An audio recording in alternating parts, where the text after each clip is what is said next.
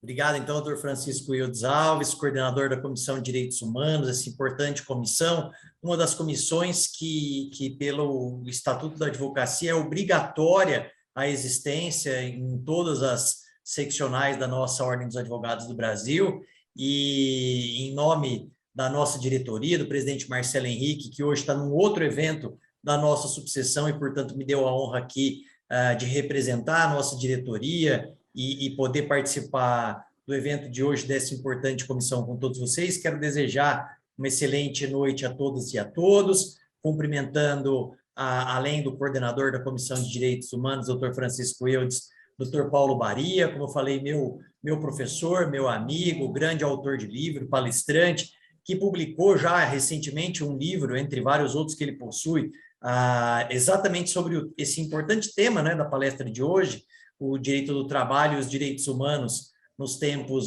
dos algoritmos, né, essa modernidade toda que a gente está vivendo, o que mostra, doutor Francisco, que ele não é tão ignorante na tecnologia assim como ele estava falando aqui no nosso bate-papo, né? Porque um cara que entende de algoritmo, quando eu vi a primeira vez que eu assisti uma palestra dele, ainda presencial, na nossa subseção sobre algoritmo, eu fui procurar o que era esse negócio, porque o que é esse negócio de algoritmo, né? E, portanto, ele é além de um excelente advogado, alguém extremamente antenado nas tecnologias. Cumprimento aqui o doutor José Luiz Pagliuca, presente, doutor Bruno Arena, doutor Henrique Dias, doutor Samuel Lima, doutora Vanessa Lucchesi, e todos aqui que estão conosco nessa noite, desejando um excelente evento a todos e a todas. Obrigado, doutor. Obrigado. Doutor Bruno Arena. Obrigado, doutor Henrique. Minha palavra aqui. Quero agradecer a presença de todos, coordenador, em especial o doutor Paulo Baria, que tanto militar na advocacia em São José do Rio Preto, dispensa maiores apresentações, mas protocolarmente é parte do currículo. Eu pós-doutor pela Universidade de Coimbra, em 2019, advogado atuante em São José do Rio Preto há mais de 20 anos, coordenador da Comissão de Cultura e Eventos da OAB, São José do Rio Preto, autor de livros, editor-chefe da revista Temes.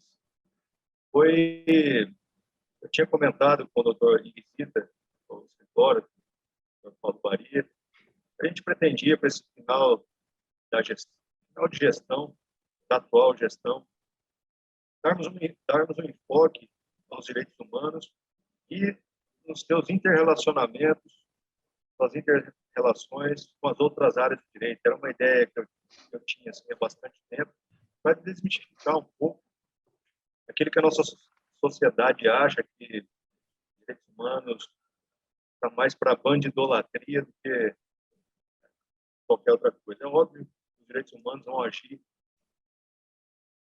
quando as pessoas são mais vulneráveis. Mas todos aqueles direitos que temos, que na Constituição são chamados de direitos fundamentais e direito internacional de direitos humanos, são direitos humanos. Então não tem como alguém ser contra direitos humanos. Pode ser contra o uso político dos direitos humanos, mas tem como ser contra os direitos humanos. Nessa ideia de ver que ele está em todos os ramos do direito, ele está no direito do trabalho, ele está no direito ambiental, como será a nossa próxima palestra, ele está no direito penal, no Tribunal do Júri, será a próxima palestra, está nas artes, está em conflitos armados ao longo do mundo. São os temas das palestras seguintes até o final do ano. Então, eu só tenho a agradecer a disponibilidade do Dr. Paulo Baria, que acertou de pronto o nosso convite, para falar um pouco do seu pós-doutorado. Muito obrigado.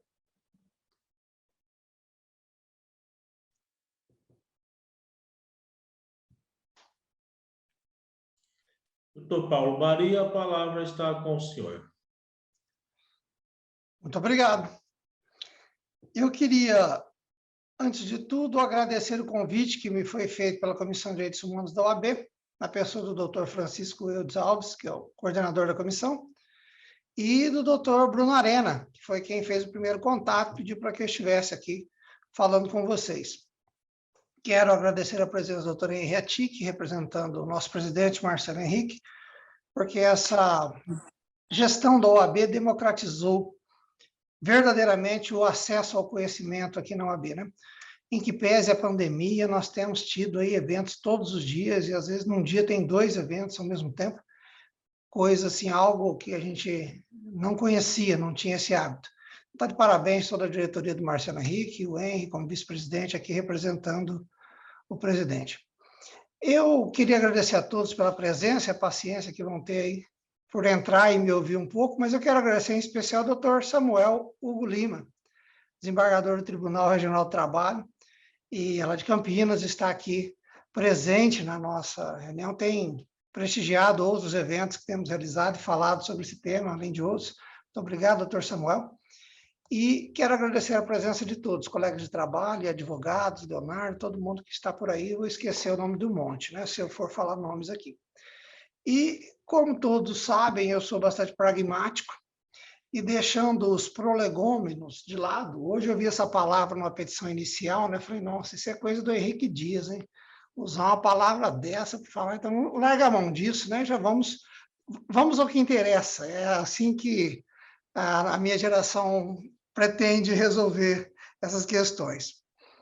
Eu imagino que o convite que me foi feito tão gentilmente pelo Dr. Bruno foi por causa do livro que eu acabei escrevendo, sobre subordinação por algoritmo. Eu tenho que fazer minha propaganda aqui, né? Que é um livro que foi publicado esse ano pela LTR como fruto das minhas pesquisas lá em Coimbra, no pós-doutoramento, né? De subordinação por algoritmo. E isso não sai da moda, né? Eu fiz em 2019 esse tema, como disse o Henry, né? A gente nem bem sabia o que era algoritmo, e agora não sai de moda, porque essa semana teve uma decisão lá no Rio de Janeiro, em que o tribunal resolveu não reconhecer um acordo feito pela Uber e resolveu julgar o processo e reconhecer o vínculo empregatício. Isso tem acontecido em vários outros tribunais. O tema já tem 4 ou 5 julgamentos no TST contra o reconhecimento de vínculo empregatício, e um dos aspectos que pega essa questão da subordinação é talvez o principal, que é a pedra de toque do direito de trabalho, mas embora tenha várias decisões do TST, já 4 pelo menos, né? Ou 5, o tema está longe de ser pacificado, né? O tema não vai resolver fácil assim, não. Especificamente da questão do vínculo de emprego de Uber, mas não é disso que nós vamos falar hoje. Nós vamos falar de um tema um pouco mais abrangente, um pouco mais com essa pegada aí de direitos humanos, né? O que é que isso tem a ver com direitos humanos? Pois bem, como bom presbiteriano, eu vou tentar dividir a minha fala em 3 momentos, né? E o tema da palestra é direitos humanos, direito do trabalho e algoritmos. Então, eu vou falar um pouco de direitos humanos, um pouco de direito do trabalho e um pouco sobre algoritmos, né? O que é isso e o que isso influencia nessa relação toda. O conceito de direitos humanos decorre da Declaração Universal dos Direitos do Homem, que foi firmada em 1948. Né?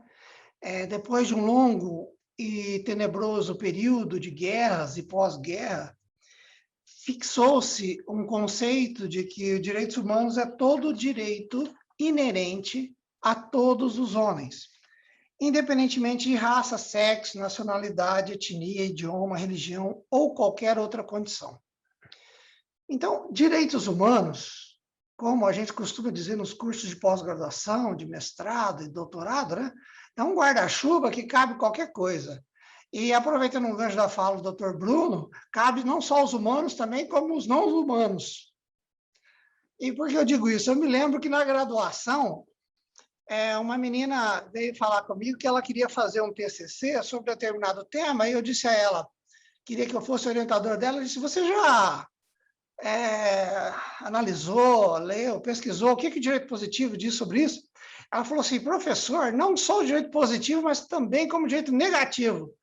Eu falei, tá certo, então tá bem estudado o tema. E aqui nós vamos falar de direitos humanos, mas eu gostaria de dizer para vocês os direitos não humanos também, né? Porque a Constituição deu essa brecha lá quando falou da questão do direito ambiental e da questão dos seres sencientes, daqueles seres que não têm consciência das coisas, né? E que nós vamos falar aí dos animais, né? O chamado direito dos animais. Eu tenho uma pesquisa de um trabalho que eu já comecei há algum tempo e parei porque o pessoal não conseguia encontrar um material próprio lá no curso de veterinária da própria UNIRP. Cheguei até a falar lá com o coordenador do curso à época, uma moça lá, eu tenho um artigo que está aí para publicar, para acabar de escrever, sobre o direito do trabalho dos animais. Olha que coisa, direito do trabalho dos animais. Alguém vai dizer assim, mas esse professor não tem o que fazer na vida dele, né? Ele vai pesquisar agora direito do trabalho dos animais. Mas que é que ele andou cheirando, né, para falar de um negócio desse? Mas eu gostaria de dizer, assim como aquela minha aluna, que direito negativo eu não vi, mas direito positivo eu vi. Né? Há normas que protegem, por exemplo, o cão-guia, o cão de cego. Né? Há normas sobre animal, trabalho de cavalo, né? Que ele não pode exceder tanta jornada de trabalho. Existe no nosso direito positivo normas nesse sentido, municipais, estaduais. Né? E existe o problema daquelas farras do boi, todas aquelas festas, etc., que a norma e o Supremo proibindo em algumas situações, né? Rodeios e outras coisas desse sentido. Então, além dos direitos humanos, tem também os direitos não humanos, que não é objeto da nossa tratativa aqui hoje, mas que fica o meu registro, viu, doutor Bruno? Que nós também temos direito do trabalho dos animais e regido pelo direito positivo. O que isso vai dar, ainda não sei, porque eu não terminei de escrever o artigo, mas que existe essa preocupação, existe gente pesquisando e tratando disso, também existe. Mas o que nos interessa aqui é essa questão dos direitos humanos relativa ao ser humano. Né? E o que vem a ser isso? Essa conceituação que eu dei de não discriminação, ela surge num contexto de pós-guerra, em 1948, e por que surge? Vamos lá. Toda vez que eu vou falar de algum tema, se eu tenho possibilidade e condições, eu gosto de falar um pouco da questão histórica, por que chegamos a isso, né? Então, vamos ver aqui rapidamente que no começo do século passado, nós tivemos a Primeira Grande Guerra em 1914 até 1918, mais ou menos, e logo em seguida, no chamado pós-guerra, né, de 1917 a 1919, no meio de uma pandemia, olha só, nós estávamos, nessa época, com a gripe espanhola, que ceifou 80 milhões de vidas humanas daquela época. Não sei se é uma mera coincidência com o que estamos vivendo hoje, né? Porque hoje também estamos numa pandemia, vivendo o mesmo problema. E no meio de dar respostas ao pós-guerra, à reconstrução do mundo, começou-se a discutir que as pessoas teriam o direito de comer, de viver a vida como um todo, reconhecer esses direitos de forma mais expressa, trazer isso para o direito positivo. Na Segunda Guerra Mundial, morrem também 60 milhões de pessoas no mundo, não em razão de uma pandemia, mas agora em razão da guerra. E os estados se viram na obrigação de ter... A Europa foi devastada pela Segunda Guerra Mundial e houve necessidade de se estabelecer regras mínimas de convivência, de convívio social. Essas regras começam a ser trazidas para o seio das constituições. Já havia começado em direito do trabalho desde 1909, no México, 1917, na Alemanha, começa a trazer para o bojo das constituições regras de direito do trabalho e regras de direitos humanitários mesmo, que a Constituição deveria proteger isso além daquele direito natural que, como diz um autor que eu li recentemente, é coisa de seminarista, né? O direito natural. E começou-se a trazer para o direito positivo, para o texto constitucional, diversos direitos para garantir uma proteção mínima ao ser humano. E está embutido nessa ideia de proteção mínima do ser humano exatamente essa questão do mínimo existencial. Anotem bem essa palavra, mínimo existencial. Eu não posso fugir disso. Pode ser em direito do trabalho, pode ser em direito ambiental, pode ser em qualquer tipo de direito criminal. Nós temos que falar de um mínimo existencial, de garantia ao cidadão enquanto ser humano. Porque senão nós vamos voltar à barbárie, aos tempos lá da escuridão, que não é desejo de ninguém. Aliás, os direitos humanos vão sendo progressivamente reconhecidos em diversos direitos positivos, em diversos estados, justamente como evolução natural da espécie humana, né? Para garantir esse mínimo existencial.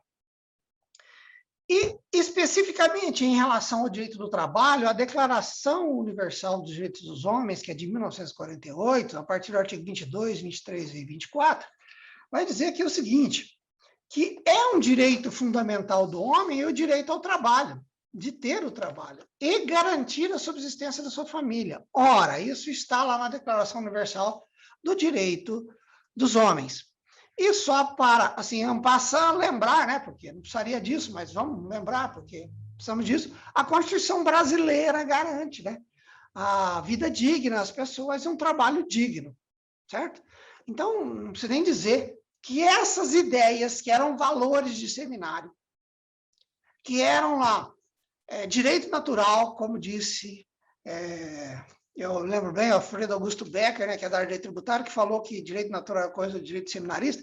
Essa ideia de seminarista, de direito natural, ela vem sendo trazida para as constituições a partir dos dois pós-guerras, da Primeira e da Segunda Grande Guerra Mundial, como texto constitucional. Vale dizer, aquilo que era valor foi transformado em algo jurídico. Aquilo que estava, valor, no campo da moral, da ética, etc., é trazido para o campo judicial ou para o campo do direito. Nós chamamos isso de jurisdicizar. Então, na medida em que a Constituição do país, vamos falar especificamente do Brasil, jurisdiciza um valor, aquilo se torna princípio positivado na Constituição. E eu não vou me delongar aqui sobre a aplicação dos princípios, ela é imediata. Nós sabemos que os princípios constitucionais sociais têm aplicação imediata, não depende de regulamentação. Por quê? Porque eu preciso dar efetividade a esses princípios, a essas ideias, esses valores que são tão caros à sociedade.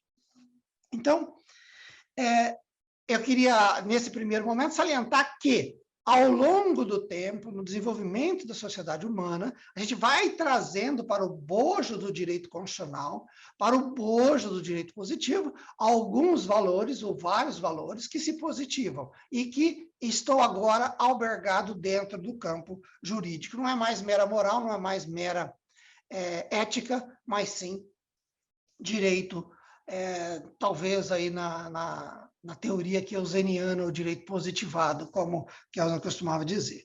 Pois bem, a dificuldade que se encontra, na medida em que esses princípios, após as grandes guerras, começam a ser positivados, é que princípio ainda é tratado como valores, é pensado pelo direito como valores, ou seja, é um negócio meio fofo, né? Ele não é muito apalpável, ele é algo mais genérico, ele dá norte, ele dá luz, ele dá guia para o legislador infraconstitucional, para o intérprete, etc, etc. Mas chega num determinado momento, em casos concretos, em que se falta a lei, ou aquele caso concreto não está previsto na lei, aliás, como eu já disse, a realidade é muito mais fértil do que a imaginação do legislador, e nem tudo que acontece no mundo real, no mundo das pessoas, vai estar previsto na norma de direito. Isso é uma tradição nossa, do direito latino, do direito romano, mas não é, por exemplo, do direito consuetudinário, né? Nem tudo precisa estar escrito. Precisa estar lá como princípio, expresso ou inexpresso na Constituição. E essa aplicação do princípio direto ao caso concreto gera uma grande dificuldade para o juiz, para o aplicador da lei, e às vezes até para o intérprete.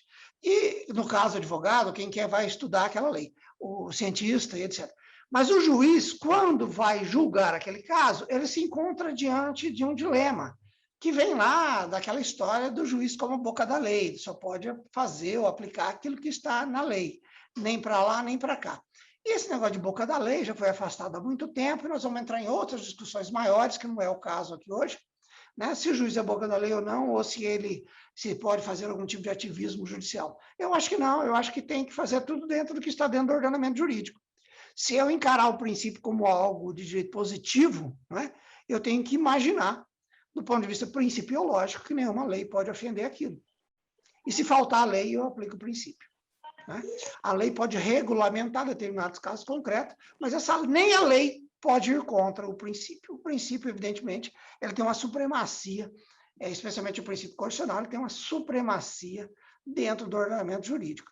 Isso fica mais fácil de pensar o direito, de entender o direito, de interpretar o direito, de aplicar o direito. Isso é diferente de ativismo judicial, é outra coisa, né? Mas, como eu disse, teríamos que ter aqui um enorme espaço de tempo para discutir todas as teses que falam sobre essa questão da aplicação prática da lei. Então, voltando e encerrando essa parte dos direitos humanos, eu gostaria de dizer que os direitos humanos evoluíram ao longo do tempo e, especificamente após a Primeira e Segunda Guerra Mundial, esses valores que existiam na sociedade foram trazidos para o âmbito das constituições, né? E essas constituições passaram a positivar valores, dar a esses valores juridicidade e que elas precisam ser respeitadas no momento da elaboração da lei e da aplicação da lei. Esse direito mínimo que decorre do pós-guerra, do estado de caos, da destruição completa da Europa, quase completa da Europa, em razão das guerras, etc. É que precisa ser repensado. Para quê? Para se evitar os novos erros do futuro. Tem um pensador, aquele Harari, fala que nós estamos condenados a praticar os mesmos erros do passado, né, no futuro. E a gente precisa de aprender com o passado e extrair dele, dos direitos humanos, aquilo que nós chamamos de mínimo existencial, né? E isso vale para, como eu disse, como para os humanos e para não os humanos, para os não humanos, né? Mas aqui no que diz respeito aos direitos humanos, especificamente dentro do direito do trabalho, que é a porção que me interessa tratar agora nesse segundo ponto. Pois bem, nesse segundo ponto, especificamente sobre o direito do trabalho, o direito humano aplicado especificamente ao direito do trabalho, eu gostaria de lembrar que a história é um pêndulo. Eu sempre falo isso, né, desde a graduação com meus alunos. E eu que vivi, me formei em 1990, peguei a nova Constituição no início dela, tentando estudar a nova Constituição, e depois falo isso para meus alunos. Percebe-se claramente que os direitos sociais, especificamente que nos interessam os direitos do trabalho, a partir da Constituição de 88, eles passam a ser positivados, ou seja, eles passam a ser escritos, inseridos lá no artigo 7º e 8º da Constituição. Pois bem, no que diz respeito ao direito do trabalho, muita coisa que estava na lei esparsa, 13º, férias, descanso semanal remunerado, hora extra, né? Ele é trazido para o âmbito do direito constitucional, né?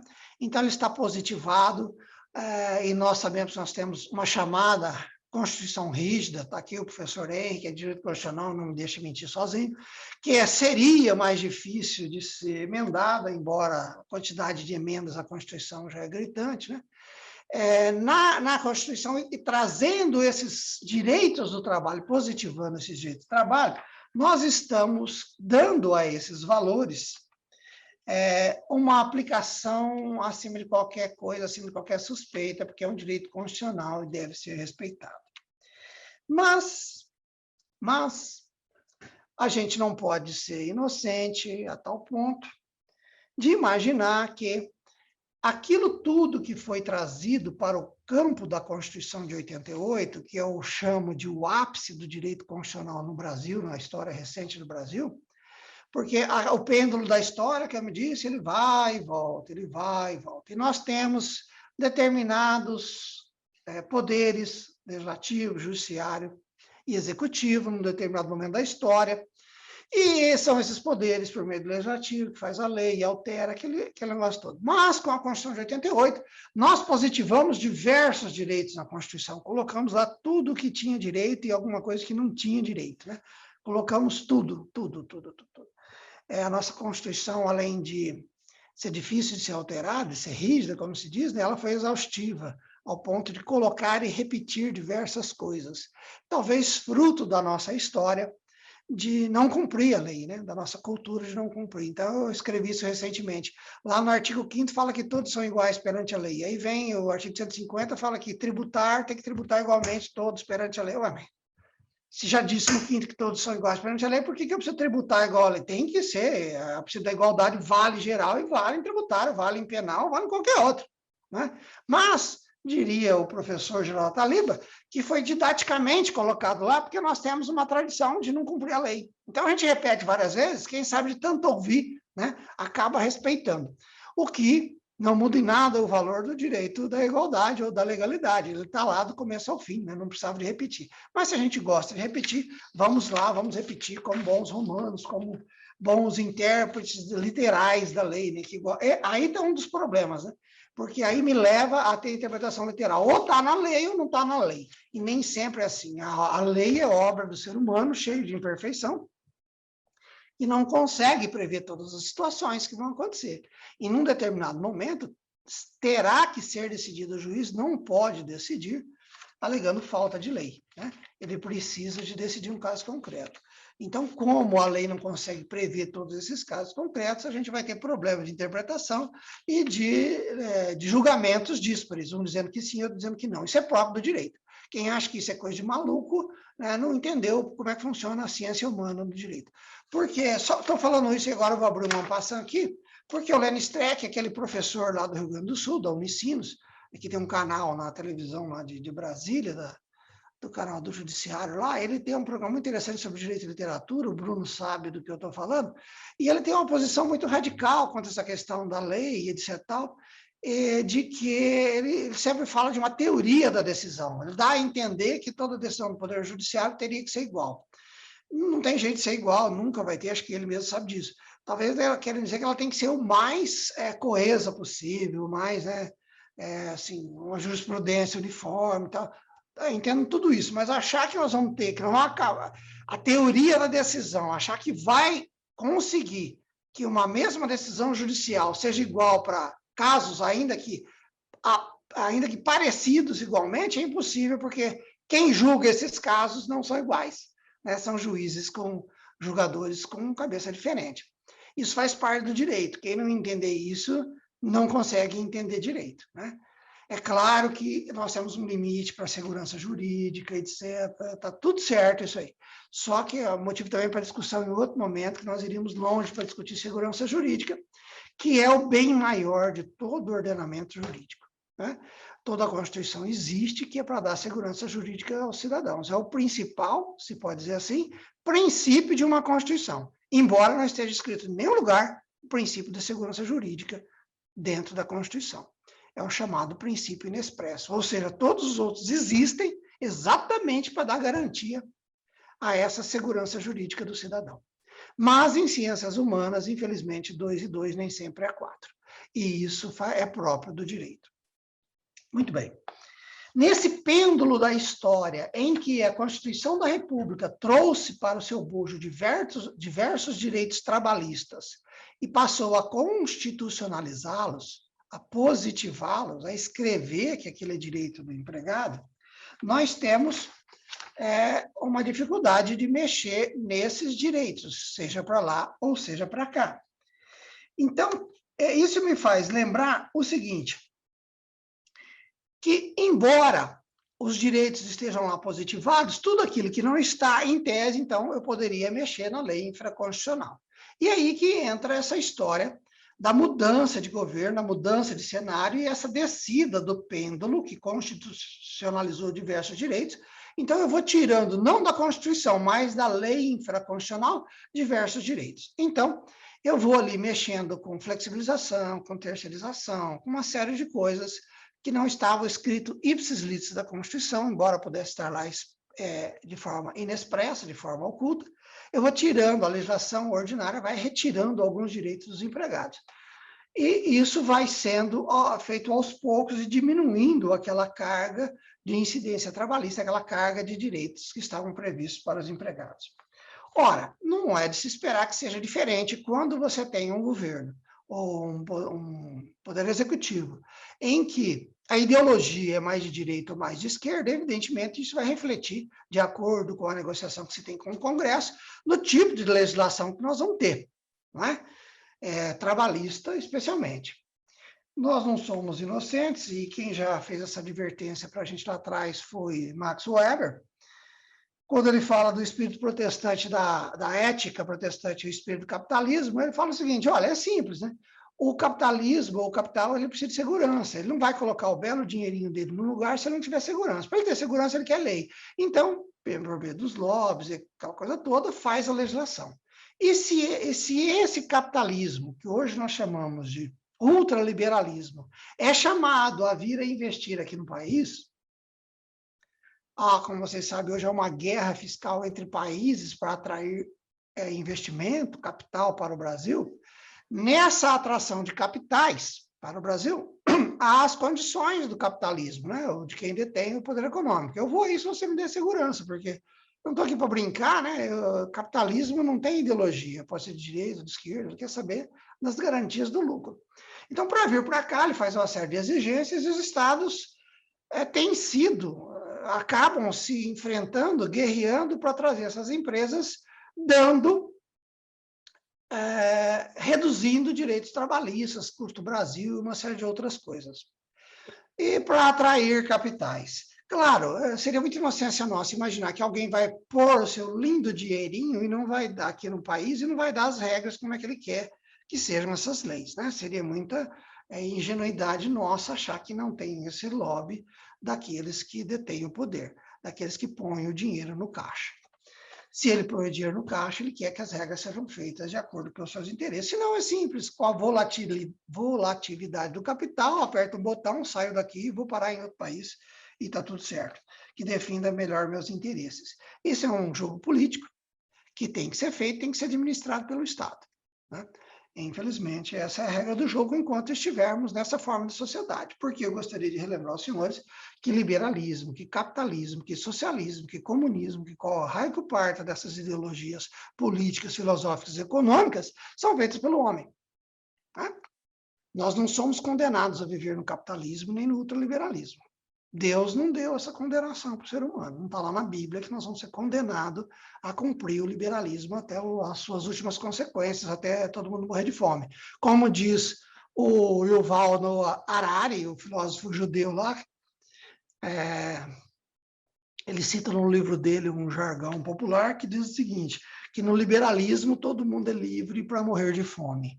Não é? Então, nós somos livres em troca disso, da nossa liberdade, a gente vai morrer de fome, vai viver das migalhas que caem da mesa.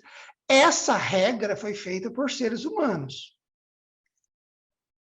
Foi Deus que inventou isso e nem a lei da natureza. Não foi a lei da gravidade que decidiu que nós seríamos liberais ou não liberais. Mudou o governo, mudou a política, mudou isso. Esses ventos mudam. E nós precisamos, enquanto cidadãos preocupados com direitos humanos, buscar quais são os melhores ventos para tocar a nossa sociedade. Nós temos que ser senhores da nossa história. Essa é uma decisão política, cabe a nós. Não vou entrar aqui também se o voto direto, se a democracia é o melhor regime, etc e tal, porque, no fim, se você for ler Cidade Antiga, né, que é um livro interessante que eu li recentemente, né, no fim ele vai falar lá que a democracia é uma invenção do cristianismo, né, contra todo aquilo que existia até então, que era o direito da Sagrada Família, de fazer o culto na sua própria casa. Isso é muito importante, essa observação que o pesquisador faz, de dizer que naquela época em que o culto era da residência, era individual, ele não põe datas, mas isso é cidade antiga, né? Ele cita especialmente Grécia e cita Roma, né?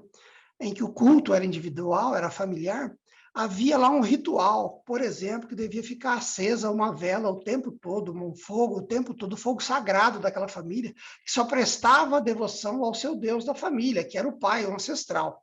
Eles não tinham uma ideia de um Deus como nós temos hoje, que é um Deus universal. Não, era o Deus da família. E depois o Deus da cidade. Isso que era importante. Se você acendesse a vela, fizesse tudo bonitinho, você podia ter escravos, você podia matar o teu funcionário, o teu empregado, o teu escravo, o teu servo, o que você quisesse, você podia fazer. Você era livre para fazer qualquer coisa, desde que acendesse a vela e cumprisse os rituais.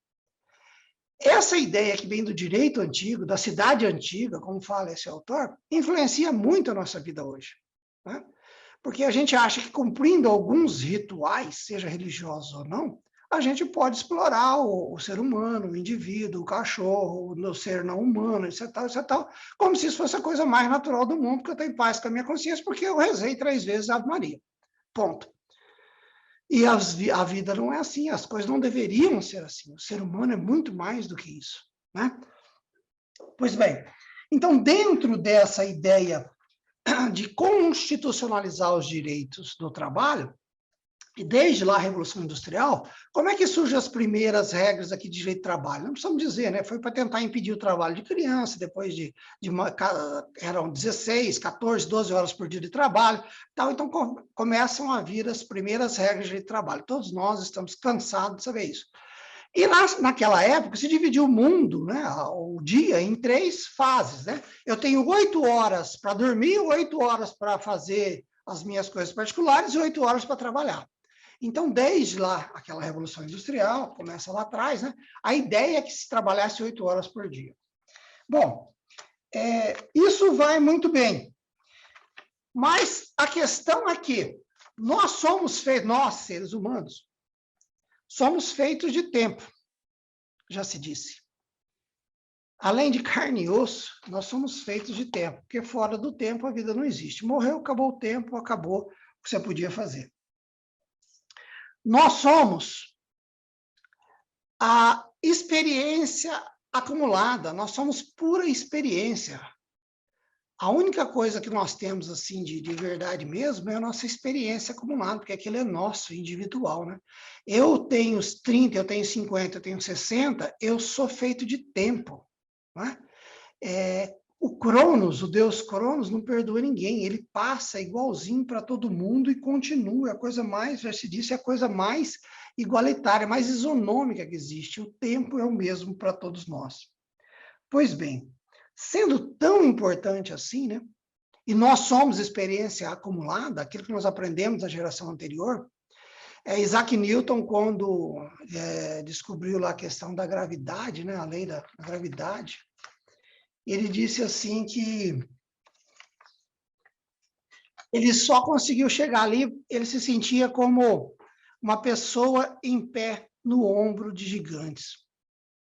Ele só conseguia ver mais longe porque ele estava em pé no ombro de gigantes. O que o Newton estava falando nessa frase dele, que é bastante conhecida? Ele estava dizendo o seguinte, olha, toda a experiência acumulada que veio atrás de mim está me dando ferramenta para eu enxergar mais longe, ir daqui para frente e enxergar a gravidade, a lei da gravidade. O que isso tem a ver com o que nós estamos falando? Nós, no ano 2021, acumulamos uma experiência de direitos humanos e direito do trabalho, no caso específico, trabalho que começa no século XVIII, que nós não podemos sair jogando aí fora, como se nada houvesse acontecido em 200 anos de história do direito do trabalho. Nós não podemos retornar àquela idade das trevas, de trabalhar 10, 12, 14, 16, 18 horas por dia.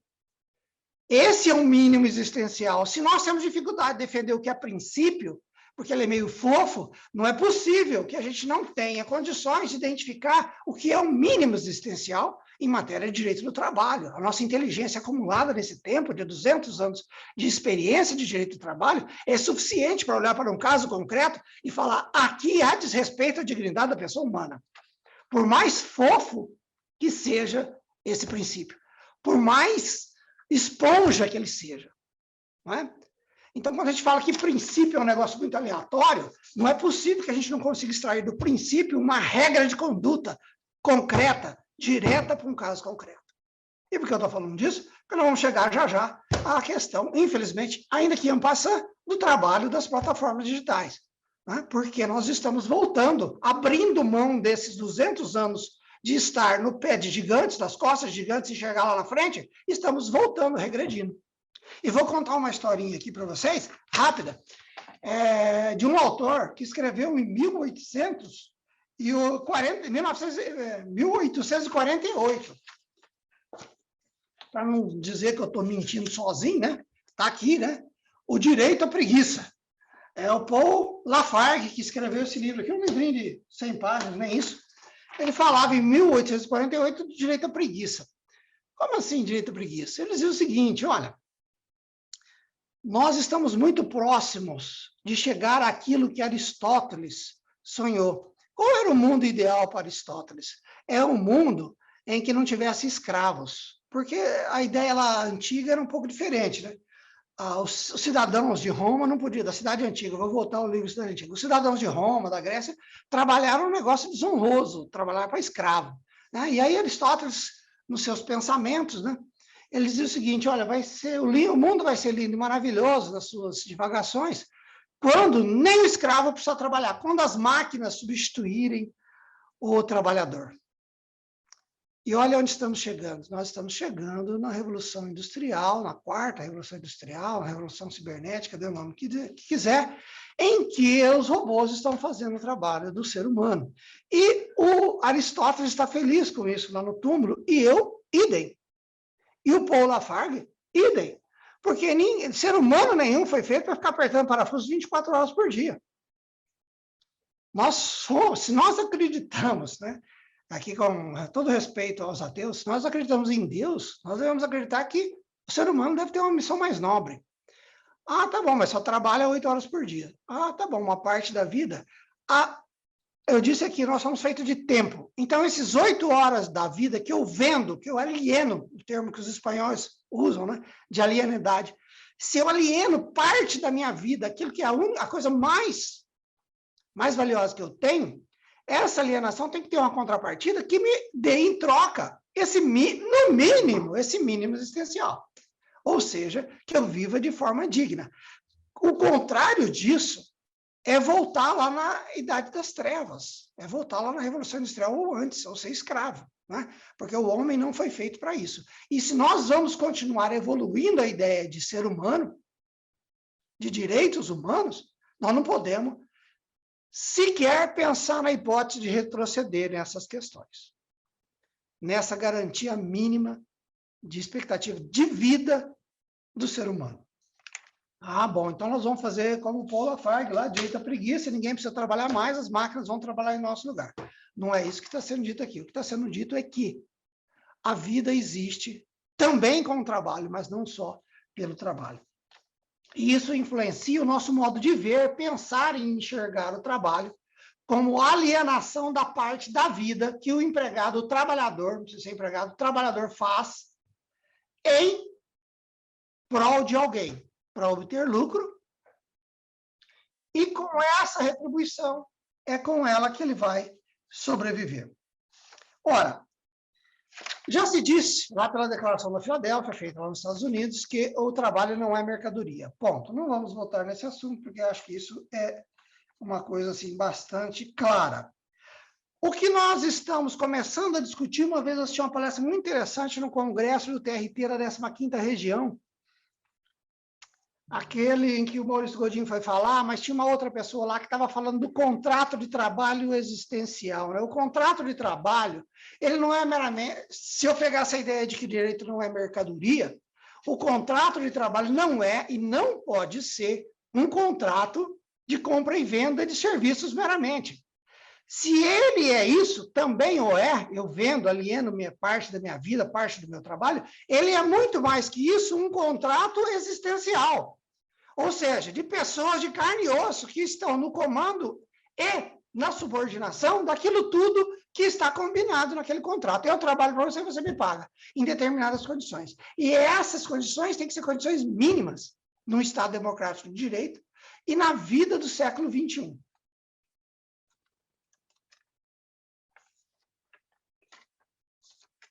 Acabando esse segundo tópico que eu quis abordar, que o direito do trabalho evoluiu de certa forma que foi constitucionalizado e reconhecido pela Declaração Universal dos Direitos dos Homens, a partir dessa premissa, que vale para todas as nações, que tem a OIT como organismo internacional, que às vezes a gente dá pouca importância para aquilo que a OIT fala, né? Porque a gente prefere aplicar uma lei do que um tratado internacional que foi aceito pelo Brasil, a gente tem dificuldade nisso, né? Soberania, sei lá o quê, mas enfim, faz parte do nosso direito positivo, como você sabe, quando ele é ratificado aqui. A gente tem dificuldade de entender esses princípios gerais e aplicá-los. A verdade é que, se eu olhar para o direito do trabalho como um direito mínimo existencial, eu já não teria mais dificuldade para aplicar o direito do trabalho, os princípios do direito do trabalho diretamente, com lei ou sem lei para isso. É desse ponto que eu quero chegar. E, por fim, o terceiro tópico, já que o meu amigo Henry também teve a mesma dificuldade que eu, que é saber o que é algoritmo, quando eu comecei a estudar o assunto, o que é essa palavra aqui bonita, e não tem nada de novo nessa palavra, e etc. Mas, para esclarecer e para lembrar de novo, o Harari, ele fala que o algoritmo é uma sequência de dados que a gente usa para programar alguma coisa, para resolver um problema. Não é meramente um dado, mas é uma sequência de dados, é um padrão de dados, é um como fazer alguma coisa. Então, se eu ligo lá o meu GPS e quero ir da rua tal à rua tal, ele me fala, olha, faça isso. Se chego ali na frente, o trânsito está impedido, ou mudou a mão, ele dá outra alternativa. São os algoritmos que processam essas informações e me dão novas informações e novas soluções de problema. O algoritmo, ele existe, não só esse artificial criado pelo homem, nos sistemas, nos programas de computador, mas ele existe na natureza. E voltando ao Harari, ele fala que nós somos seres biológicos, nós somos algoritmos biológicos. O que ele está falando? Ele está falando que o nosso DNA é impregnado de uma série de informações, e foi Deus que colocou lá, que foi a natureza, que foi o Big Bang, alguém botou lá no nosso DNA, é verdade que ele está lá e os cientistas podem provar isso, que a sequência daquele DNA, daqueles algoritmos biológicos, definem a cor do meu olho, o meu sexo, isso e aquilo, aquilo outro. Então, os algoritmos, antes de ser uma invenção da informática, é uma invenção da natureza. Hoje, quem criou o ser humano, pode chamar de natureza, de Deus, como você achar melhor. Mas ela está aí, é visível, pode ser provada. Né? Então, determinado DNA que falta um cromossomo, a pessoa vai desenvolver tal doença, ou isso ou aquilo, está lá. Então, os algoritmos, eles existem na natureza e são biológicos, antes de serem do mundo dos computadores. Então, nós estamos convivendo com os algoritmos desde que a gente era uma ameba, lá no fundo do oceano, e foi querendo vir chegar para cá, dar uns palpites aqui. Né? Então, nós somos feitos de algoritmos, nós somos feitos de DNA, e no DNA está lá toda a nossa informação genética, todos os nossos algoritmos. Pois bem, esse conjunto metódico de passos usados pelos algoritmos, ele é altamente importante para a vida de hoje. O Harari fala que o século XXI é o século dos algoritmos. Ele chega até a propor que um algoritmo tenha personalidade jurídica, né? Que ele seja como uma empresa, ele tem um CNPJ, o algoritmo tal tem um CNPJ tal, ele é uma pessoa. Olha onde nós estamos chegando, né? Bom, já se quer dar essa identidade, alguns países o dão para cachorro, para animais. Para o algoritmo é mais um passinho, né? Está pertinho ali o cachorro do algoritmo.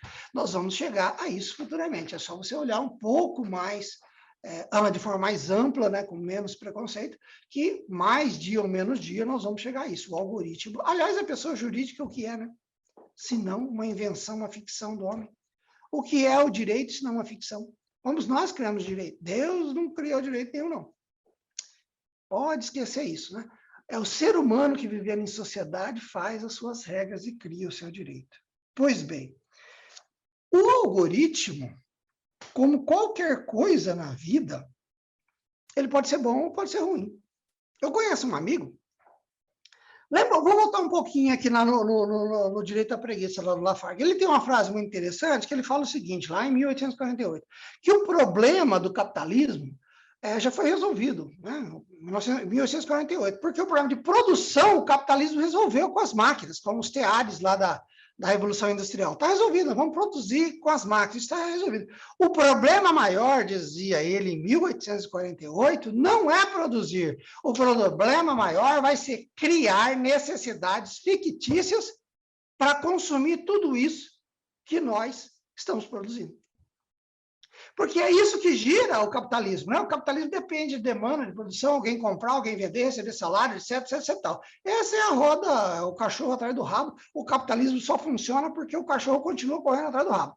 Se a gente parar a produção, deixar de pagar salário, corta esse ciclo e o capitalismo quebra. Então, nem o capitalismo inteligente quer deixar de pagar salário, o direito trabalhista. Porque senão ele está dando um tiro no próprio pé. Porque ele precisa de dinheiro, alguém tenha dinheiro para comprar os produtos que ele produz. Então, em 1848, o Paul Lafargue dizia, olha, o problema do capitalismo não é mais a produção, é o consumo. Quem é que vai consumir tudo isso aí? Nós precisamos, ele dizia, criar necessidades fictícias, ele chama de factícias no livro dele, a tradução fala em factícias, que é praticamente a mesma coisa que fictícias, desde aquela época. E você sabe quem deve ter lido esse livro? Steve Jobs. É o cara da Apple.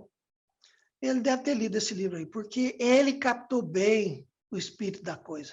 Ele criou um monte de treco que até então não precisava desse para nada. Você lembra disso? Só o Azor vai lembrar que é velho. O MP4, que não precisava, aquelas coisas. Um monte de coisa foi sendo inventada sem a gente precisar daquilo. Ninguém pediu aquilo. E ele criou a necessidade. Alguém desgruda do celular hoje e discute a necessidade do celular até para trabalhar? Das redes sociais eu ainda resisto, né? Essas coisas aí de Facebook, não sei o quê, Instagram e tal. Eu vivo muito bem sem elas. Mas sem o celular eu não consigo viver mais, porque eu agendo reunião, eu converso com meus clientes, com meus amigos, tudo por WhatsApp. Então, o Jobs lá, dizem, né?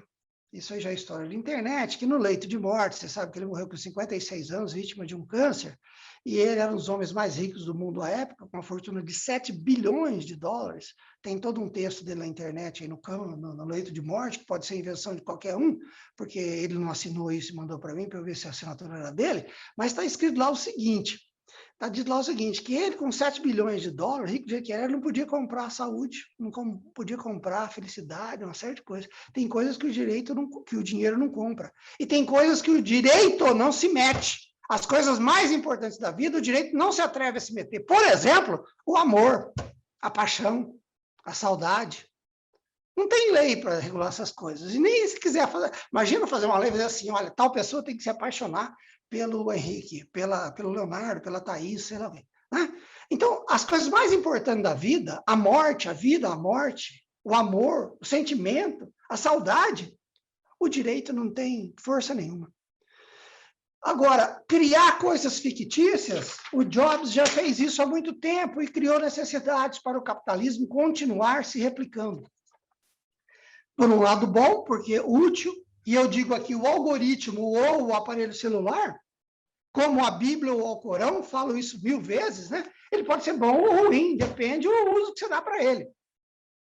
Um algoritmo, por exemplo, da Uber, quando ele me leva de um ponto a um ponto com um preço baixo, eu, Paulo Baria, acho isso maravilhoso. Eu fui a São Paulo esses dias só para tirar o meu carro da garagem estacional lá no Mercadão, era R$50. Eu fui e voltei com 20 de Uber, de onde eu estava. Agora, a que custo isso, né? Social isso. Essa é outra questão. Mas o algoritmo, ele pode ser bom ou ele pode ser ruim, como qualquer coisa na vida. E eu me lembro de um congresso que eu fui em São Paulo, acompanhado do nosso presidente, Dr. Marcelo Henrique, e lá tinha uma pesquisadora, uma juíza do trabalho, Taiteira Segunda, que era pesquisadora, tinha morado 6 meses nos Estados Unidos, pesquisando direito do trabalho lá, e ela deu notícia, eu já contei isso em outras palestras minhas, não é novidade, mas já que é sobre direitos humanos, eu preciso falar disso aqui, um algoritmo que discriminava pessoas.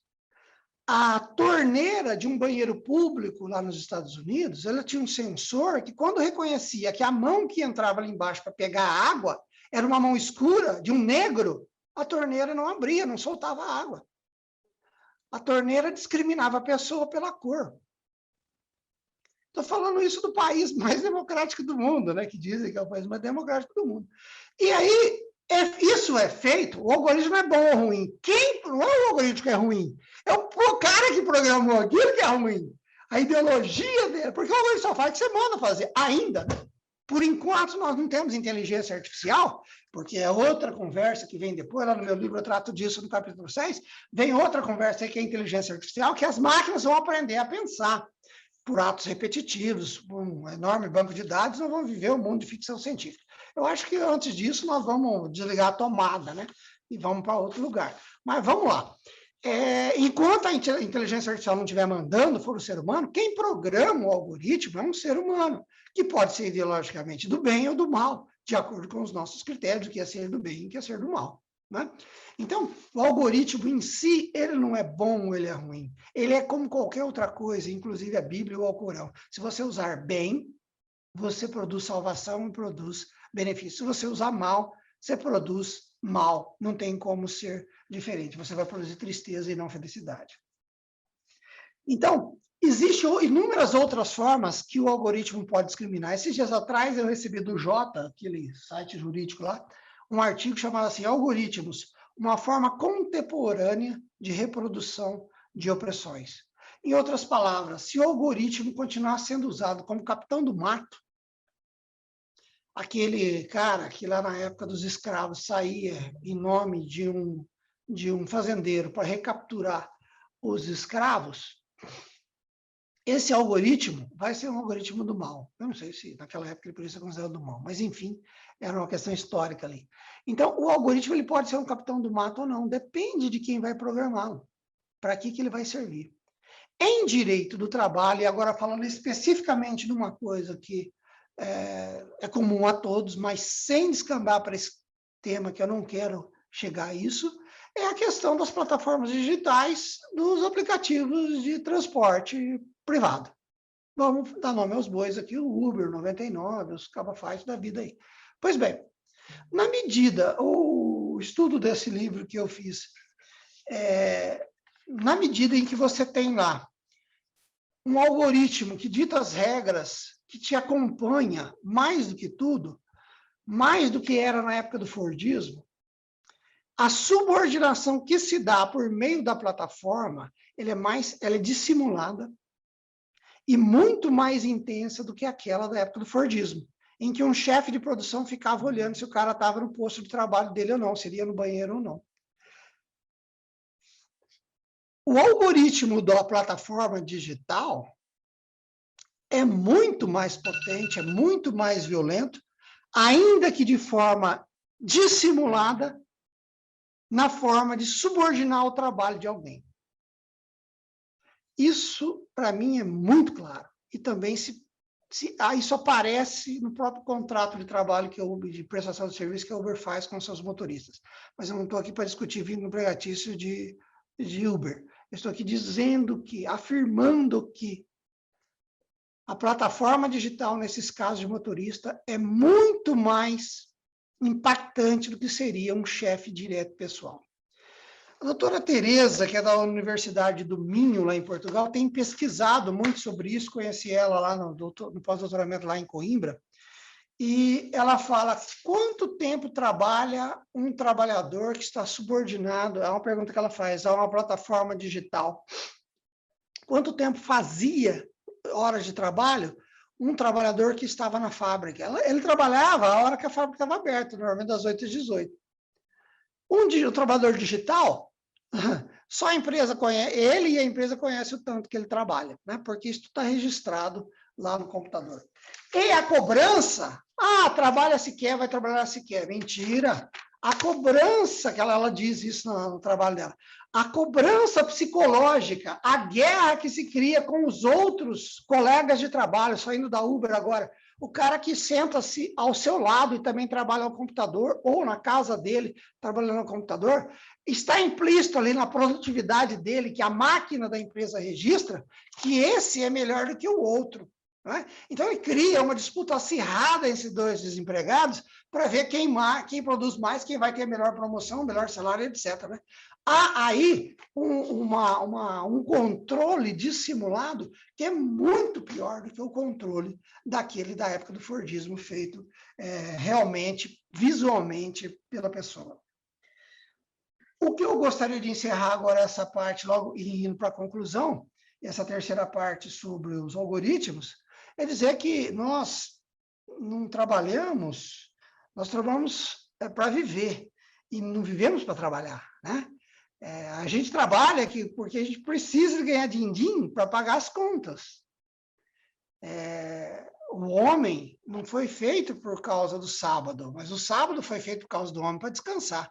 A gente não trabalha porque adora ficar trabalhando. Eu poderia ter outra função que não trabalhar que ocupasse a minha mente, por exemplo, de lazer, né? Esportes e tal, que teria talvez o mesmo sentido que o trabalho. Mas a gente só trabalha porque a gente precisa ganhar dinheiro para a existência. E até agora, não inventaram uma outra forma de ser diferente.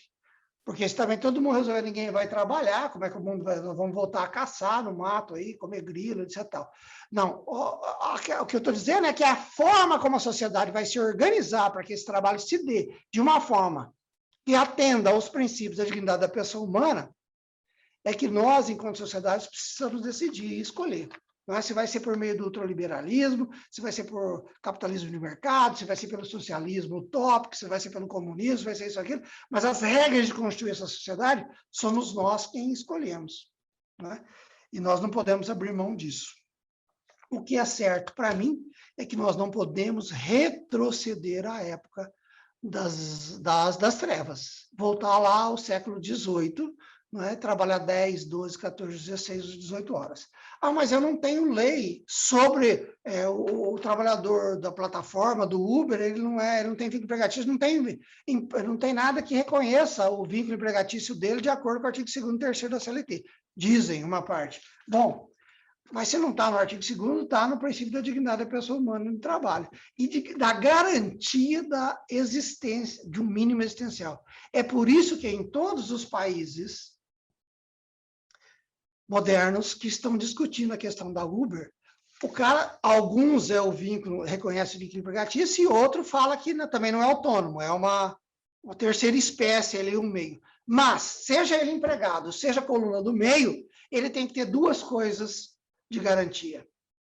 Uma renda mínima que garanta a sua sobrevivência, uma jornada máxima de trabalho, seja de 8, seja de 10, porque ninguém é de ferro. Não é? Abrir mão desse mínimo existencial, dessas duas regrinhas, seja empregado ou não, é abrir mão da nossa condição de ser humano. É voltar a ser bicho, é voltar à ideia das trevas. É isso que eu não gostaria de ver. E para encerrar, já que eu já estou até passando aqui da minha hora, já vai fazer uma hora que eu estou falando, eu queria dizer que nada resiste a uma ideia quando é chegado o seu tempo. Quem falou isso foi o Victor Hugo, aquele cara lá dos Les Misérables, lá da França, do francês, escritor francês. Essa questão dos algoritmos, das plataformas, dos computadores, de tudo que nós estamos vendo, não adianta nadar contra essa correnteza, porque é isso aí, como eu disse, tem muita gente que quer a utilização disso, precisa disso, mas para utilizar para o bem. O que nós devemos evitar é a utilização desses algoritmos, dessas coisas, dessas ideias novas, é para o mal, a forma de tentar impedir a discriminação. Senão a gente vai voltar, nós vamos ter que falar aqui daquele mito grego lá, o Sísifo. Esse mito grego falava de um deus que foi lá o fundador de Éfira, a cidade de Corinto, lá tratada na Bíblia, que Paulo escreveu a carta aos Coríntios, se não aos corintianos. Aquela época lá dos Coríntios, tinha esse deus da cidade, que era Sífiso. Ele rolava uma grande pedra até o alto ele foi condenado pelos deuses a rolar uma pedra até o alto de um morro. A hora que a pedra estava chegando lá, os deuses criavam uma dificuldade, essa pedra de toneladas caía de novo morro abaixo. E tem a figura dele carregando essa pedra. A hora que chega lá em cima, os deuses trazem um problema para ele, a pedra cai, rola tudo de novo. Ele foi condenado a passar a eternidade rolando essa pedra sem nunca chegar ao cume. O que eu gostaria de ver como conclusão de tudo que eu estou falando é que o nosso direito do trabalho não se tornasse nesse mito. Ou seja, de que a gente vai criando direitos e lá chega lá no cume, desce tudo de novo e volta ao obscurantismo, à idade das trevas, sem direito a descanso, sem direito a sábado, domingo, sem direito a conviver com a família, a um mínimo existencial, a um valor mínimo para garantir a vida da sua família. Nós existimos para viver, não é só para trabalhar. Trabalhar é parte da nossa vida. Eu espero que o direito do trabalho não esteja condenado a retornar a esse passado. E gostaria de lembrar, mais uma vez, encerrando a minha fala, que o direito como objeto cultural que é. O direito é um objeto cultural, como se fosse um quadro de Picasso, né? uma tela de Renoir, qualquer coisa do tipo. Ele é uma obra de arte, ele é um objeto cultural. Como objeto cultural que é, ele é objeto da criação humana, da invenção humana. O sistema econômico também é criação nossa. Que sistema nós queremos para reger a nossa sociedade? Nós não precisamos ser condenados ao trabalho desumano para sobreviver. O tempo da vida é um tempo sagrado. E eu aqui, ouvindo as palavras de Renato Russo, quero dizer para vocês que quem fala muito é porque não tem nada a dizer. Então, eu já falei demais. Muito obrigado. É isso. Obrigado, doutor Paulo César Maria, que Que aula, né? Que a gente poderia ficar aqui até tantas horas ouvindo aí, porque o senhor trouxe nesse curto espaço de tempo aí, para quem está aqui pode presenciar, e não é mentira não, porque todos vimos, o senhor trouxe direito do trabalho, o senhor trouxe a vida humana, o senhor trouxe essa inovação que, de fato, nas suas palavras, prova que se existia, existe desde muito antes, né?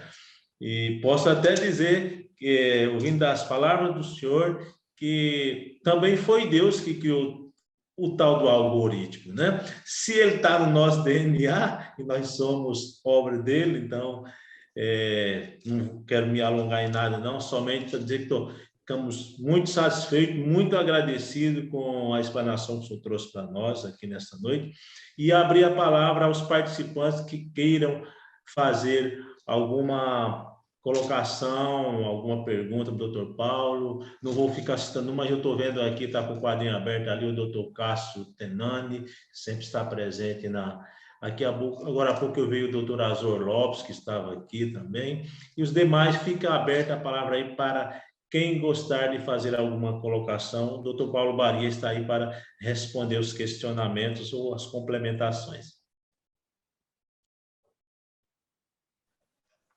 Doutor Francisco, posso? Doutor Azor, Esse era meu medo. toda a palavra, Esse era doutor. meu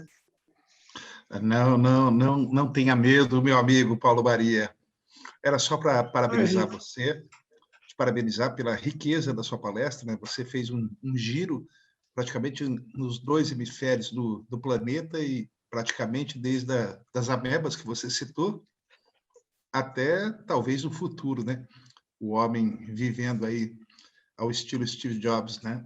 Parabéns pela riqueza dos detalhes e por conseguir fazer uma conexão de tudo isso que você trabalhou no campo filosófico, no campo, até eu diria, teológico, mas perpassando a todo instante pelo direito do trabalho e fazendo uma conexão perfeita. Meus parabéns, aproveito para saudar todos os colegas aqui, na pessoa, me permitam, do meu antigo, já bastante antigo, já não é tão antigo assim, ele de idade, né, mas antigo amigo, o doutor Henry Atik, nosso vice-presidente da subseção, espero que de futuro nosso presidente, e parabenizar mais uma vez o meu amigo Paulo Baria, que sempre fica com medo de eu abrir a boca. Pode ficar tranquilo, Baria, nós combinamos isso. Grande abraço, irmão. Grande abraço, Azor. Obrigado pela sua intervenção, pelas palavras elogiosas. Mas o Azor é um grande amigo, foi professor comigo na faculdade. Mas toda reunião que nós tínhamos de professores, ele era daquele homem que fazia a seguinte pergunta: por que os aviões voam? Aí você vê como é que as coisas são complicadas. Mas é o meu querido amigo Azor de tomar chopp juntos, né? Estamos precisando tomar um chopp.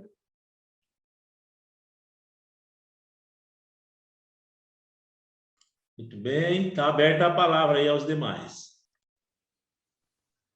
Posso falar?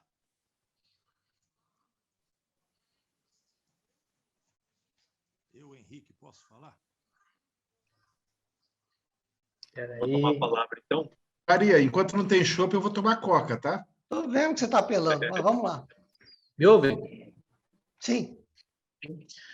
Uma preocupação muito interessante é que, na realidade, o efeito do capitalismo ele é um efeito que vai, ao longo do tempo, mitigando a capacidade de reação. Se juntando essa estrutura com a estrutura do algoritmo, como a forma está, você vai empobrecendo a capacidade intelectual das pessoas, porque elas ficam muito mais dependentes da estrutura tecnológica. E esse ciclo vira um ciclo vicioso, com uma dependência progressiva das estruturas que envolve a capacidade da informática, da inteligência artificial.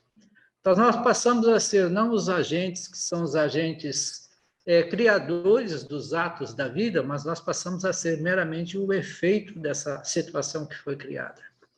E nós estamos nos tornando uma minoria na capacidade de modificar esse ato, que é o ato da vida. O ato da representação e da luta pela igualdade, pela luta das estruturas dos direitos humanos, nós viramos praticamente menos que máquina, nós viramos praticamente um sujeito dessa consequência. nós viramos novamente uma ameba, de toda e qualquer circunstância que a gente pode observar. A pergunta é, aquela situação do pêndulo, da situação que envolve a forma da legislação, como ela é composta, da forma como são eleitos os representantes para alterar essa estrutura, que é a estrutura legislativa, qual seria a solução que nós teríamos para toda essa situação? Ou seja, como que nós conseguimos sair da estrutura, que é a estrutura de dependência, e criar uma estrutura própria de pensamento e voltar a ter as diretrizes do raciocínio acima de qualquer circunstância? Pergunta difícil, né? Mas está contigo. É do estilo daquela, porque os aviões voam, né? Porque a questão é muito complexa. Se a gente tiver uma noção das coisas, nós temos que pensar o seguinte: a gente repete muito esse mantra de que se não investir em educação, nós não vamos sair dessa, né? Eu gosto dessa ideia, porque quando você olha para países que investiram, né, o exemplo é dado lá da Coreia do Sul e outros, né, você vê que a educação faz diferença na vida das pessoas. E nós vemos que estamos indo para o lado oposto de tudo isso, né? Hoje, esta semana, está se discutindo, está se anunciando aí as novas faculdades de Direito por meio de 100% telepresencial. Na minha opinião, a nossa cultura não aceita isso, não é para nós, né? E nem para a nossa idade. Eu acredito que para pessoas numa outra fase da vida, tudo bem, mas para a juventude que está chegando, você fazer toda uma faculdade telepresencial, vai emburrecer os alunos. Por quê? Porque a forma dele estudar, estando presencialmente, já é mais difícil, telepresencialmente, ele vai deitar na cama, comer, jantar, namorar, tudo com o negocinho ligado, é a última coisa que ele vai fazer, e também pelo compromisso que ele tem com a própria vida, dada a pouca idade que tem, ele não vai se empenhar para estudar. Então, eu vou cair no lugar comum, Cássio, aqui, de dizer que essas coisas só começam a mudar pela educação. Quando você mudar pela educação, quando você tiver aula de direito constitucional, de cidadania, pelo menos, né, desde o primário, etc., é a única forma que eu vejo, assim, por médio prazo, de mudar isso. Falar que vai ter uma fórmula, nós vamos mudar o governo agora, vamos colocar, sei lá, um comunista no poder, vai resolver. Não vai, porque o comunista também não resolveu o problema em lugar nenhum, né?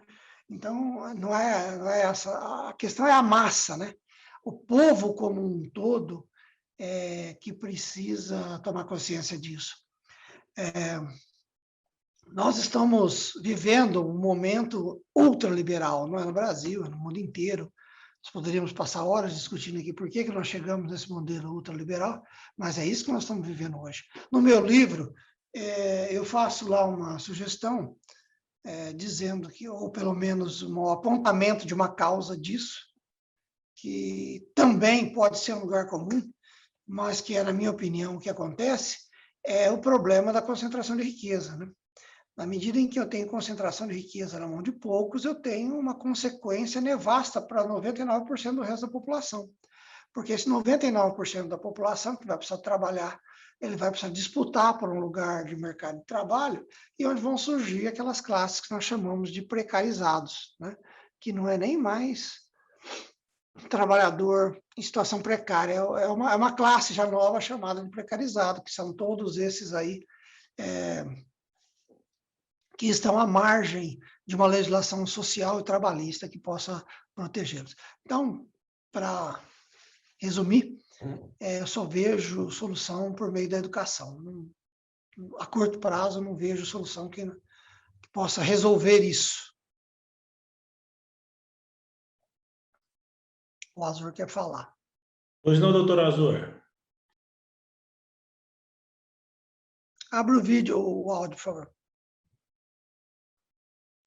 Doutor Azor, você está com o microfone fechado. Eu toquei, mas acho que toquei com não tanto vigor. Essa provocação que o doutor Cássio fez, ela me parece, com todo respeito, extremamente pertinente. A resposta que o Baria também colocou, ela aponta para um caminho. Se me permitem só uma reflexão, a título de contribuição, não é nem para fazer uma palestra à parte.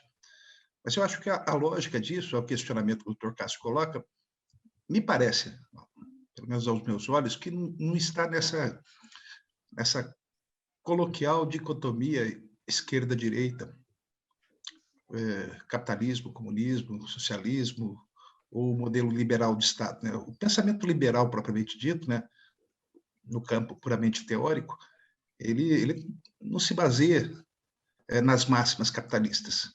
Quem conhece bem o liberalismo sabe que ele é um modelo filosófico, é também um modelo econômico, que não se confunde em absolutamente nada com o modelo capitalista.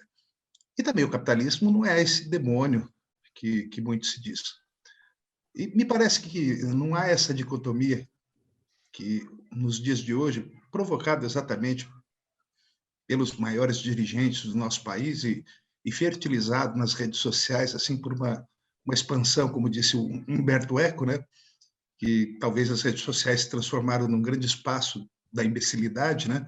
Onde você tem a plena liberdade de mostrar tudo aquilo que de inútil você ouviu de uma pessoa inútil.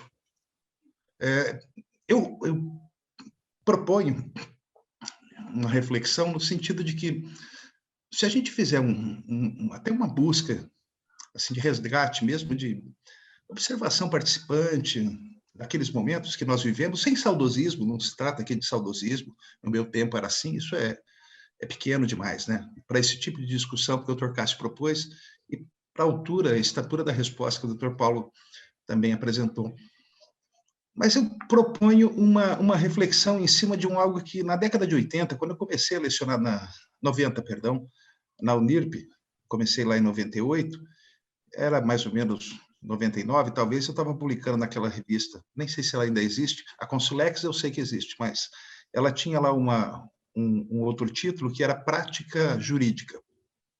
Mandei um artigo pela minha pequena experiência naquela época como professor universitário, então já tinha uma experiência como professor, mas nas academias policiais, de algumas disciplinas sempre voltadas ao direito, e essa experiência já caminhava para uns 7, 8 anos, que se emendou com a experiência que hoje está na casa dos 22, 23 anos, graças a Deus, sempre na Unirp, com muito orgulho.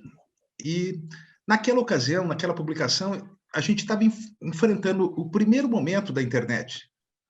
A gente está em 2021, eu estou falando de 1990, época dessa publicação, né? Eu lembro que a gente usava ainda roteador não, usava um bagulho lá que fazia barulho a hora que você discava, né? A internet fazia... Nem lembro como é que chama essa peça. 14 não sei o que kbps, era uma coisa mais ou menos maluca assim, e o buscador não era o nosso Deus Google, né? Era KD, depois surgiu o Yahoo. E eu lembro que na sala dos professores a gente comentava, o Baria estava lá já nessa época, estava bem antes de mim até. E a gente comentava sempre lutando contra essas coisas. Eu estou me apropriando agora do termo algoritmo, que o Baria deu uma dimensão muito além da tecnologia, né? E tentando aqui, sei lá, de alguma forma contribuir, contextualizando com aquilo que o Dr. Cássio colocou. E eu sempre me queixava e discutia com os colegas, falei, gente, tenta voltar ao tempo do seu terceiro colegial, do seu segundo colegial, da sua 8ª série, e você via numa classe de 50 alunos, geralmente é isso que se via nas salas de aula de colegial, ou do ensino ainda fundamental, dito fundamental hoje, né? A época primeiro grau, você via alguns alunos que despontavam. Eles não despontavam, penso eu, porque tinham neurônios melhores, mais bem desenvolvidos que os outros. Dos 50 alunos, fazendo um chute agora, uma especulação, uma provocação mesmo, na linha do que o Dr. Cássio propõe, eles despontavam porque eles tinham foco. E também não era o recorte econômico que fazia de alguns melhores, o melhor aproveitamento estudantil, acadêmico, do que outros. Porque nós víamos alunos de classes muito mais bem favorecidas se darem muito bem. Me permita, Baria, hoje um homem bem-sucedido, graças ao seu esforço, mas não brotou de classes bem-sucedidas, porque eu lhe conheci jovenzinho, lá na Avenida Presidente Roosevelt, salvo engano, na casa da sua tia, cujo nome eu me esqueço. Né? Então, tá aí. Por que Baria deu certo? É porque Baria nasceu em berço de ouro?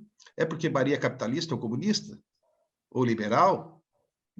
E eu não estou falando isso para jogar confete, eu só estou brincando aqui num grupo pequeno que nós estamos, 24, mas são pensadores. Eu acho que o que fez alguns, e também tenho certeza que o Bari, assim como eu também, que não veio de classes mais favorecidas, deve ter tido colegas que eram de classes bem favorecidas, que se deram também. O que eu vejo? Naquela publicação eu dizia, não é a internet, que começava nos anos 90, se ia ter um crescimento. Nós não tínhamos, viemos ter processo eletrônico, processo digital agora, 2013, né? PJE veio até um pouco depois. O que se enfrenta de lá para cá? É o problema da internet? Não, ainda acho que é o problema de falta de foco na sociedade como um todo, no acadêmico, no pensador, que é o que o Dr. Cássio propõe, né?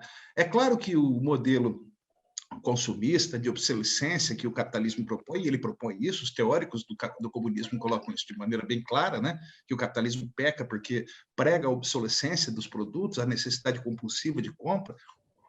Ele conduz cada um de nós a comprar um smartphone que, hoje em dia, eu digo, ele não permite que qualquer um de nós seja estúpido, porque você tem às mãos o mundo, o universo. E mesmo assim, nós vemos os nossos profissionais em todas as áreas, claro que aqui eu vou falar do direito, né? Os colegas advogados, jovens, não tão jovens, não importa, pouco importa, não estou falando de jovens advogados, nem estou falando de alunos de direito. Mas me parece que mesmo com essa ferramenta à mão, o que nos falta é foco, foco e interesse. E a gente troca foco, interesse e trabalho por aquilo, talvez, direito que o Maria também comentou, o direito à preguiça. Parece que o foco de boa parte do ser humano, antes e hoje, acho que a realidade não mudou, é a preguiça. Se a gente pensa que hoje os recursos tecnológicos eles são facilitadores de produção do conhecimento, eles jamais podem ser vistos como substitutos de uma produção de conhecimento racional. A lógica humana não pode jamais ser substituída por absolutamente nada. E quando a gente fala no direito, a facilidade que os algoritmos propõem, até os escritórios digitais com algoritmos, inteligência artificial no plano dos tribunais, meu Deus, eu rendo as minhas mais sinceras homenagens ao PJE com as dificuldades, inconsistências e intercorrências que surgem, ao próprio SAGE ou ESAGE. Eles facilitam o trabalho nosso. Quem é do tempo anterior, eu não era advogado no tempo anterior, mas estudava, sempre fui um acadêmico. Se você queria ter acesso a algum conhecimento de jurisprudência, você tinha que ter aqueles livros que o Henry tem ao fundo lá. Eu não sei se eles são de verdade ou são só montagem. Acredito que sejam de verdade. Você tinha que comprar uma RT, vinha 4, salvo engano, 4... Ah lá, pegou, provou que é de verdade, não é digital. Mas você tinha que comprar 4, salvo engano, eram 4 volumes editados por ano, a RT, e sair lendo. Hoje em dia você clica, dispositivos de busca, termos de busca, e você tem a facilidade. Mas isso te permite não pensar mais? Absolutamente não. Daí porque nós vemos profissionais que não conseguem raciocinar, mesmo tendo isso às mãos, e outros que já raciocinavam, fazendo a produtividade do seu escritório ser muito mais elevada.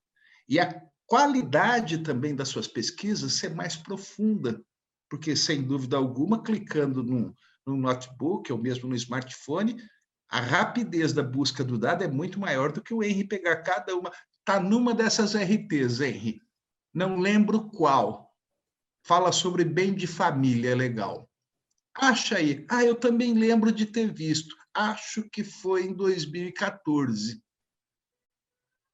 Hoje em dia facilita. Mas isso substitui o cérebro humano?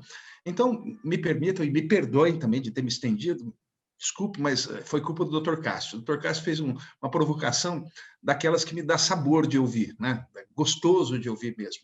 Porque chama a todos nós a responsabilidade de, mesmo sendo de gerações não tão antigas quanto o Baria colocou na minha canga, né? Ele jogou sobre os meus ombros algumas décadas que eu também não tenho. Ele acho que está meio que empatado comigo, até onde eu me lembro, a gente não está tão distante, né? Nem o Henry, que eu achava que era novinho, eu sempre via ele como aquele menino da faculdade, também descobri, para o meu espanto, há uns tempos atrás, que já estava para lá dos 40 e tantos. Falei, meu Deus do céu, a gente... Isso assusta, porque dá a impressão que você está mais velho ainda. Mas eu penso que sem o saudosismo das eras, acho que ainda nos cabe.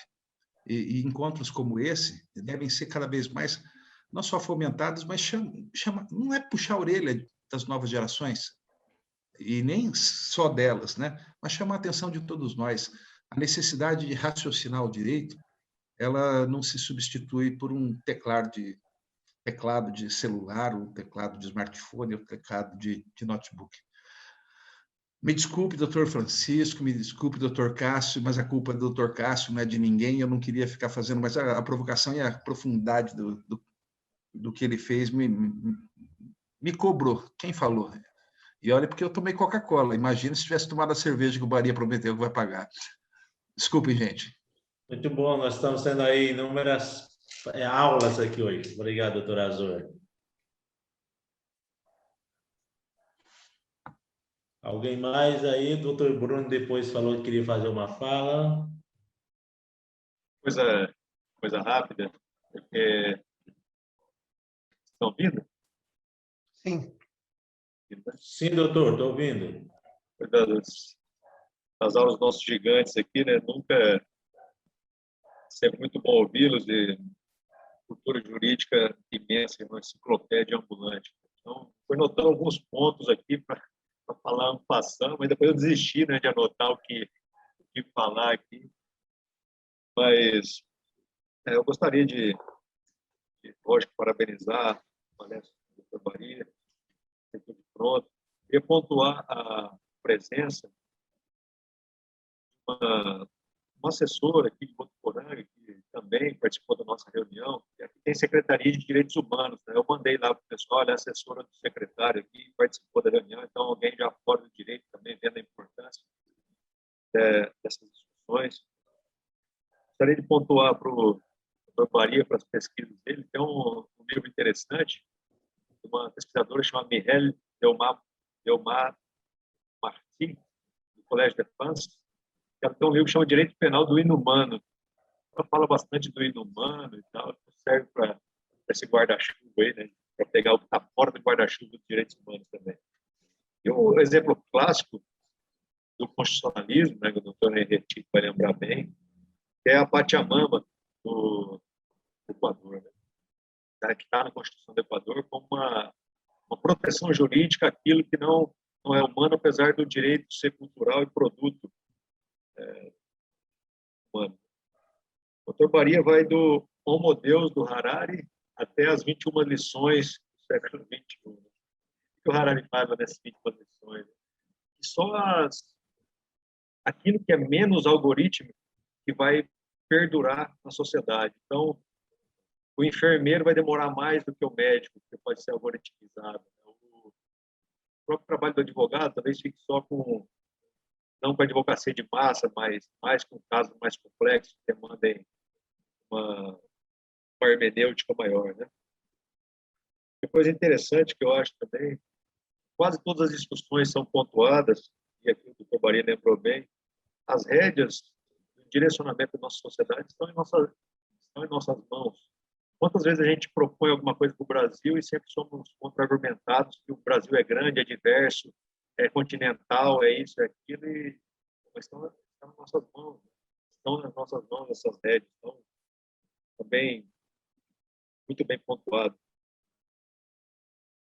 Outro ponto do Steve Jobs, né, de gerar necessidade, né, para que a gente, o motor do capitalismo. E parece que é por isso que a cada vez mais facilidades por meio da tecnologia, a gente continua cada vez trabalhando mais. Parece que é uma corrida de ratos, né, como o país fora. O cachorro correndo atrás do rabo, você vai trabalhar mais, apesar das inúmeras facilidades que hoje tem além da Revolução Industrial. E o último ponto, que linka bem com o direito do trabalho, com os algoritmos e com os direitos humanos, também pontuado aqui pela Uber, pela palestra do Dr. Baria, quando falou da Uber. E não lembra quando a Uber tentou entrar no Brasil? Ela sofreu alguns embarreiramentos de regulações, às vezes por prefeitura, às vezes no Estado, e ali ela não ia trabalhar. Aí dá 10 dias, de repente sai uma lei do dia para a noite e a Uber poderia trabalhar. Eu estava no Rio de Janeiro à época, eu vi bem isso acontecer, teve um lobby ali dos táxis tentando não deixar a Uber entrar, mas do dia para a noite foi aprovado. Então, o capital financeiro, né, ele não o capital de Marx, né, que era uma relação, né, mas é o capital de dinheiro. Eu vou colocar o meu dinheiro aonde no mundo? O capital ele não tem fronteiras. E a regulação tem. O direito ele é local. O direito ele é proveniente ainda da soberania estatal. Agora, os direitos humanos são sem fronteiras, assim como o capital também é sem fronteiras. Isso ainda está pendente de resolução no mundo. Como harmonizar os direitos para que todos tenham direitos no mundo? Não tem um tribunal, não tem uma soberania mundial. Né? Isso não existe ainda. Tem o TPI, que é conflito de guerra, mas o Estado também tem que se submeter a ele. É uma solução, né, para e está aí em aberto. No meu âmbito de pesquisa da criminalidade, a criminalidade é transfronteiriça hoje em dia. E como que faz com o direito penal que ele é local? Então, os estados parecem muito grandes, a gente acha que o estado está cada vez maior, mas parece que é cada vez menor contra os fluxos de informações, dinheiros no mundo, né? Parece que ele só gere imigrantes, mais nada. Só gere a entrada de pessoas naquela qualidade de vida melhor ou não, supostamente melhor. Mas o capital e as informações não tem fronteira. São os pontos que eu gostaria de levantar aí da palestra do Maria. Interessante, Bruno. Essa questão do capital ser mundial, internacional, globalizado, vai daqui para lá. E essa questão dos direitos humanos também tem que acompanhar isso, é mundial. E você dá o exemplo de direito penal e da competência territorial para se decidir. Por trás disso vem um subtópico do livro que eu trato lá, que é a questão da tributação, né, dessas atividades. As grandes empresas são as maiores hoje do mundo, né? As mais ricas, Google e outros aí são os mais ricos do mundo. E há uma dificuldade de tributar isso. A coleta de dados é feita no mundo inteiro. A Europa está discutindo agora como é que tributa. Você falou de um organismo internacional para reger essas relações sem afetar a cidadania. É um negócio bem futurista, né? Como é que você vai imaginar um órgão central que vai tributar essas atividades, depois vai distribuir esse dinheiro? É uma coisa ainda que é difícil de você pensar como é que vai se dar a tributação transnacional dessas atividades, porque essa atividade de algoritmo, ela gera os planos de trabalho e gera em outras áreas, como foi dito aqui, de penal a tributário, né? E como é que isso vai ser regulado? Estamos todos ainda aprendendo a ver como é que isso vai ser. A Europa está um pouco mais avançada nisso, já tem legislação entre eles lá, mas atinge especificamente o mercado comum europeu, né? E é bem distante da nossa realidade ter um centralizador dessas normas de tributação para o mundo inteiro. Isso vai acontecer em todas as áreas, essa dificuldade. Mas obrigado pela participação, Bruno, a quem eu admiro muito. O Bruno escreve muito sobre direito e literatura. Interessante ler os textos dele, que são publicados lá no jornal de Votuporanga, de onde ele advoga.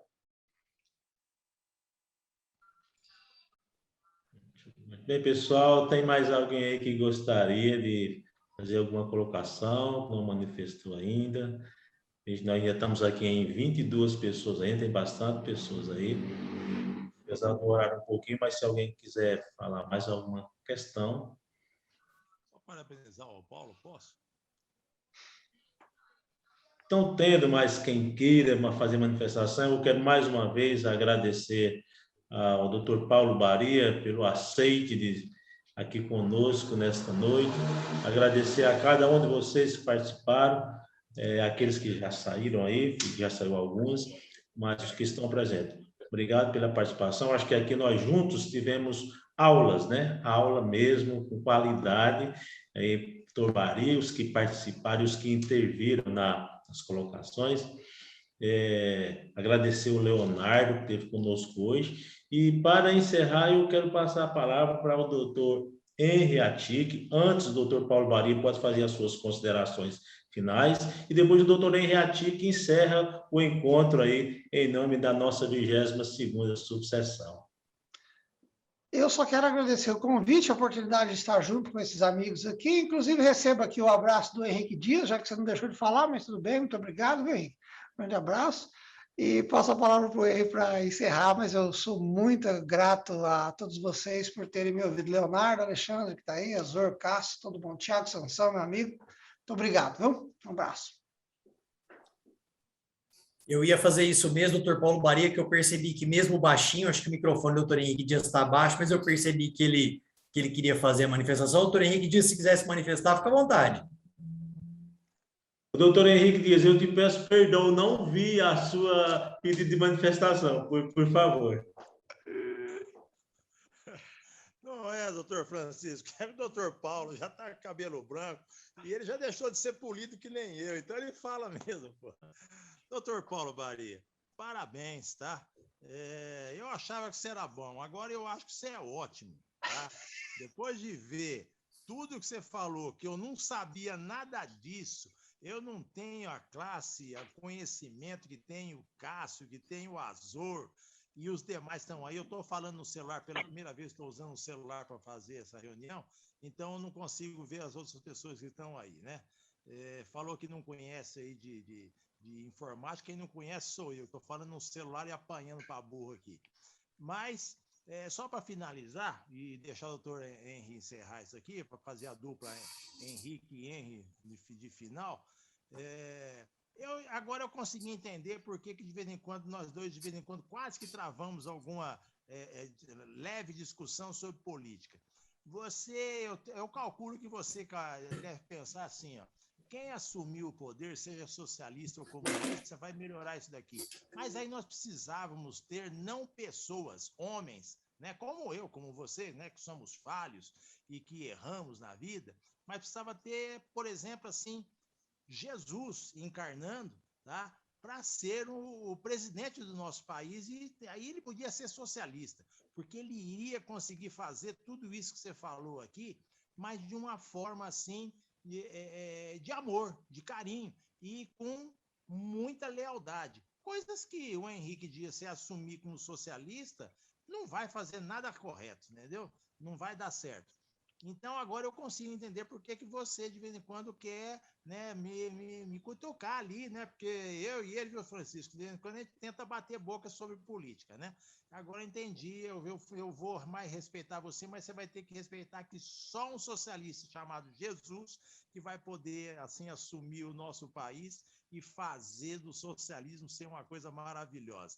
Paulo Baria, parabéns, tá? Muito parabéns para você, você merece. Um beijo no seu coração, meu irmão. Obrigado. Bom, então eu quero mais uma vez cumprimentar na pessoa do Dr. Francisco Eudes Alves e na pessoa também do Dr. Bruno Arena, a Comissão de Direitos Humanos, por mais esse importante e interessantíssimo evento. Quero parabenizar meu amigo, meu professor, Dr. Paulo Baria, pela brilhante palestra.